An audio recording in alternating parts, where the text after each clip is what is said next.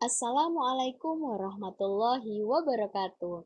Apa kabar anak-anak? Semoga selalu sehat dan tetap semangat ya. Sebelum kita memulai pembelajaran pada hari ini, marilah kita berdoa bersama-sama. Bismillahirrahmanirrahim.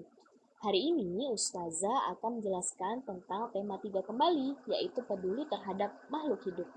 Subtema yang akan kita bahas tentang tumbuhan di sekitarku. Jadi, hari ini kita akan mempelajari tentang tumbuhan.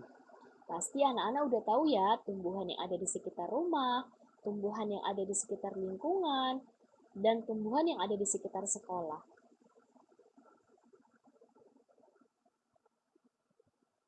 Di awal, kita akan mempelajari tentang bagian tumbuhan dan fungsinya.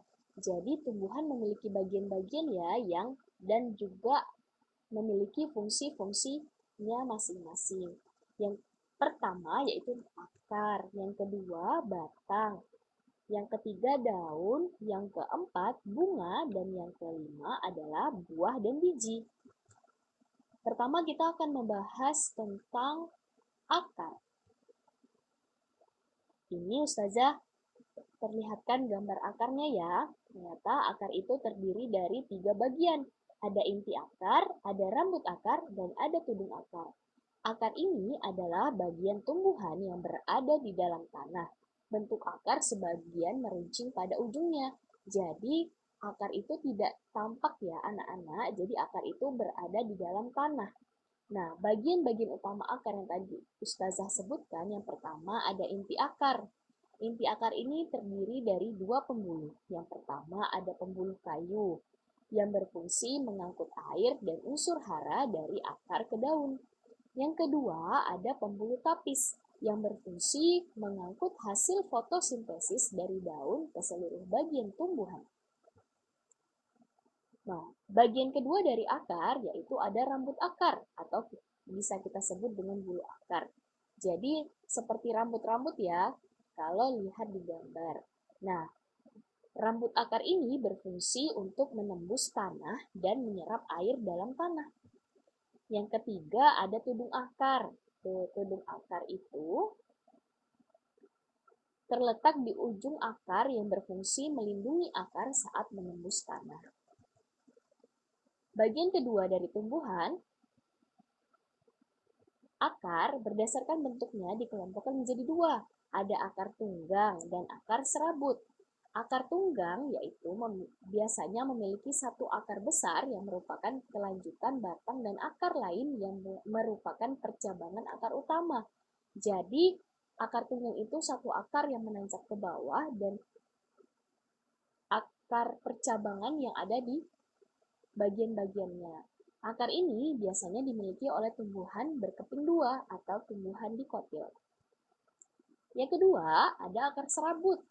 Akar serabut ini berukuran relatif kecil, tumbuh di pangkal batang dan berukuran besar.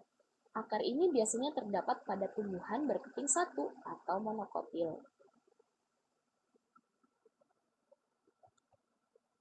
Jadi, fungsi akar yang harus kita ketahui yaitu pertama untuk menyerap air dan zat hama mineral, kemudian yang kedua menunjang berdirinya tumbuhan, jadi kalau tidak ada akar tumbuhan akan roboh ya anak-anak. Kemudian yang ketiga menyimpan cadangan makanan, dan yang terakhir adalah sebagai alat pernapasan.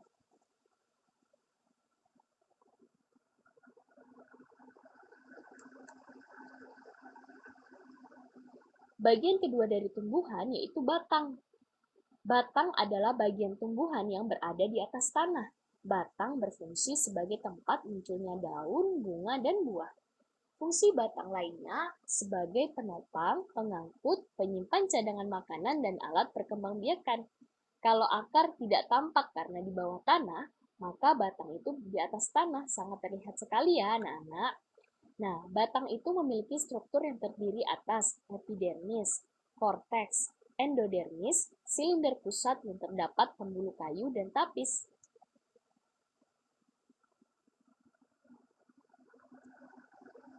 Batang dikelompokkan menjadi 3 jenis. Yang pertama ada batang berkayu, seperti batang pohon ya. Batang berkayu ini terdapat kambium. Yang kedua, ada batang rumput. Batang berumput ini memiliki ruas-ruas dan pada umumnya berongga. Kemudian yang ketiga, ada batang basah.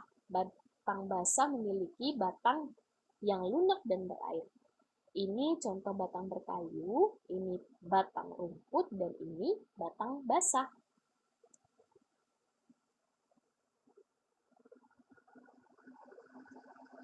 Selanjutnya, bagian tumbuhan yang ketiga ada daun. Nah, daun adalah bagian tumbuhan yang tumbuh dari batang.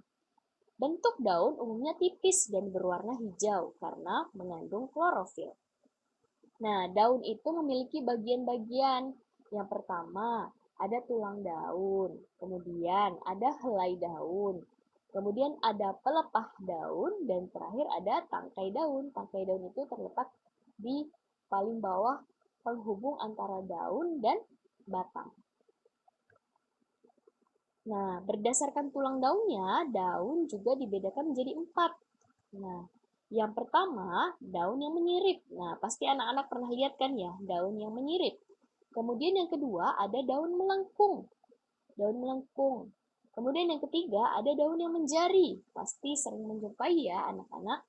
Kemudian yang ketiga, ada daun yang sejajar.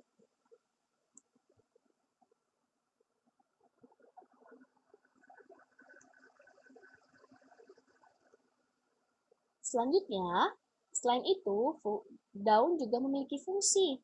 Yang pertama, tempat berlangsungnya fotosintesis.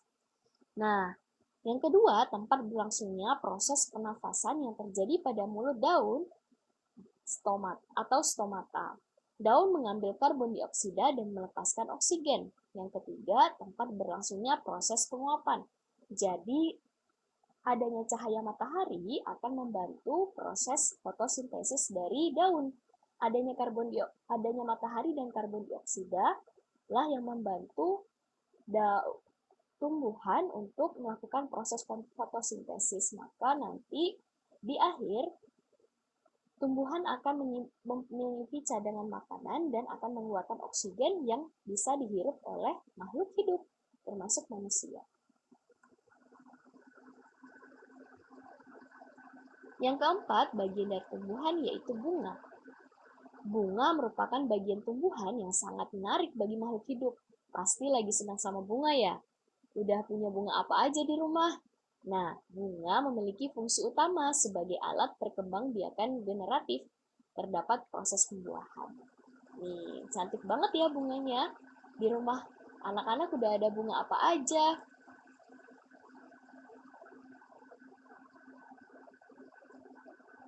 Nah, bunga ini terdiri dari beberapa bagian. Jadi, tidak hanya cantiknya saja ya, tapi kita juga harus tahu ternyata bunga memiliki bagian-bagian bunga.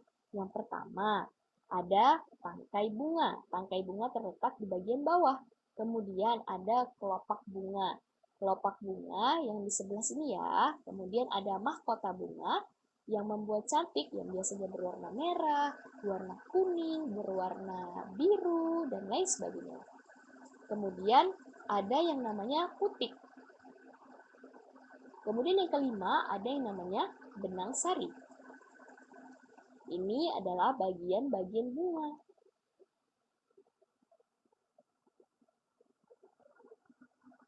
Yang kelima, bagian dari tumbuhan yaitu buah dan biji. Buah merupakan bagian tumbuhan yang berfungsi untuk melindungi biji. Biji merupakan hasil dari pembuahan antara serbuk sari dan putik. Biji akan menjadi tumbuhan baru jika ditanam. Nih, pasti udah pada tahu kan ya? Buah itu terdiri dari kulit buah, daging buah, dan biji. Kalau kita memakan mangga, maka kita akan menemukan kulit mangga, kulit buahnya. Kita menemukan daging dari daging buah yaitu mangganya. Kemudian kita menemukan biji dari mangga. Nah, itu adalah bagian bijinya.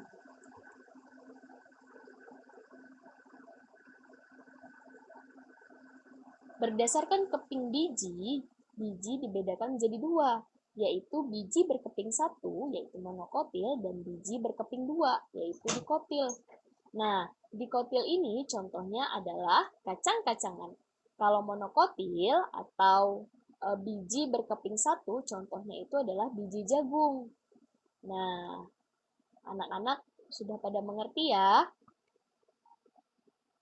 Nah, manakah menurut anak-anak tanaman yang dirawat dengan baik? Apakah gambar yang ini atau gambar yang ini? Nah, kita bisa melihat bahwa tanaman yang dirawat dengan baik yaitu gambar yang ini, yang pertama. Kemudian yang kedua ini, tanaman yang tidak dirawat dengan baik, tanaman yang tidak dijaga dengan baik. Nah, sebagai manusia atau makhluk hidup, kita harus menjaga makhluk hidup lainnya. Karena Allah sudah menciptakan tumbuhan yang harus kita jaga, alam yang harus selalu kita lestarikan. Nah, manfaat tumbuhan. Setelah kita mempelajari bagian tumbuhan dan fungsinya, kita juga mempelajari manfaat tumbuhan. Yang pertama, sebagai sumber bahan makanan. Kemudian yang kedua, sebagai bumbu dan pada masakan. Jadi sebagai sumber bahan makanan itu misalnya padi, kan bisa menjadi beras. Kemudian singkong, ubi, dan sagu. Nah, sebagai bumbu pada masakan, banyak sekali ya tumbuhan yang bisa kita jadikan bumbu pada masakan. Kemudian yang ketiga, sebagai obat tradisional. Nah, juga bisa untuk kita menjaga kesehatan dengan tumbuhan-tumbuhan tradisional atau tumbuh-tumbuhan yang bisa kita jadikan obat. Kemudian ketiga, empat, yaitu sebagai bahan pembuatan kain atau pakaian. Yang kelima, sebagai bahan pembuatan kertas dan furnitur rumah tangga. Jadi, pemanfaatan pohon-pohon yang biasanya dipakai untuk membuat kertas, kemudian kayu-kayu yang digunakan untuk membuat furniture rumah tangga, itulah yang dapat kita manfaatkan dari tumbuhan. Semangat selalu nak, semoga Allah mudahkan kamu semua dalam menuntut ilmu. Jaga selalu alam kita ya, jaga selalu apa yang sudah Allah titipkan. Jangan dirusak ya, jangan dipetik sembarangan. Maka dari itu kita harus selalu rajin untuk menyiram tanaman, membersihkan tanaman, dan menjaganya dengan baik agar Allah sayang pada kita. Terima kasih. Wassalamualaikum warahmatullahi wabarakatuh.